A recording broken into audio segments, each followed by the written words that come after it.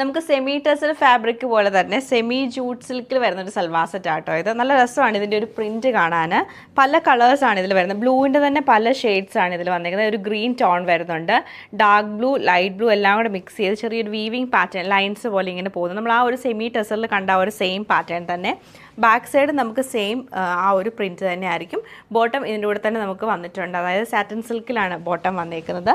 ദുപ്പട്ട വരുമ്പോഴത്തേക്ക് നല്ല രസമായിട്ടുള്ള ദുപ്പട്ടയാണ്. ആ ഒരു സെമി ജൂട്ടിൽ തന്നെ ഇങ്ങനെയാണ് ദുപ്പട്ടയുടെ പാറ്റേൺ വരുന്നത്. ഫുള്ളായിട്ട് വലിയ പ്രിൻ്റാണ് വന്നിരിക്കുന്നത്. നല്ല രസമായിട്ട് ആ പ്രിൻറ്റ് കാണാം. നമുക്ക് ആ ഒരു ഒറ്റ നോട്ടത്തിലൊരു ജൂട്ട് സിൽക്കിൻ്റെ ഒക്കെ ഫീൽ വരും.